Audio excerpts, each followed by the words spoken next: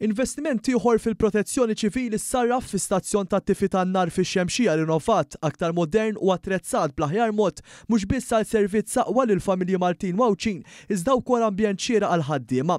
Dan l-istazzjon li ilu miftuħ u jopera mis-snin 90 qatt ma kien ġie rinnovat u għalhekk b'dan il-proġett b'investiment li jisboq il-1.2 miljun euro. L-istazzjon li huwa użat 24 sija kuljum is-sena kollha qiegħed joffri faċilitajiet akbar u aħjar. Parti mix-xogħol ta' modernizzar inkluda titjib fil-garaxxijiet biex jakkomodaw aħjar l-inġenju u vetturi ġodda tad-dipartiment. Waqt żjara fuq il-post il-Ministru għall-Intern issigurtaw ix-xogħol Byron Camilleri għalli dan qed isir sabiex il-pajjiż jibqa' jkun ippreparat għal dak kollu li jista' jinqala.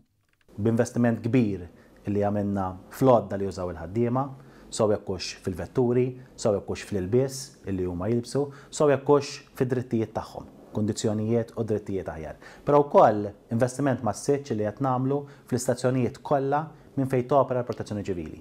Dwar il-kundizzjonijiet tal-ħaddiema, il-Ministru spjega wkoll il-Gvern qed jinnegozja mal-unions tal-ħaddiema ftehim settorjali ġdid tad-Dipartiment tal-Protezzjoni Ċivili. Saħaq li kien dan il-Gvern li għall-ewwel darba tawhom id-drittijiet li jitħallsu tas-sigħat kollha li jaħdmu, allowances u inċentivi għal progress fil-karriera kif ukoll aktar opportunitajiet ta' taħriġ. Riflessjoni ta' dan huwa wkoll in-numru ta' persuni li qed tattira din il-karriera bi ftit aktar minn 130 ħaddiem 12 il-sena ilu.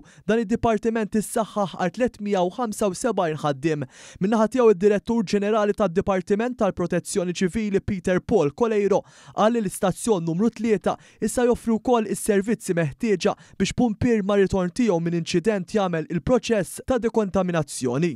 Il-firefighters nisa issa jistgħu joperaw minn hawnhekk ukoll, kif ukoll il-firefighters meta jħorġu lura fuq nirien jistgħu jiddekontaminaw ruħhom aħjar, kif ukoll għandhom ambjent iktar seren minn fejn jistgħu joħorġu biex isalvaw u jipproteġu.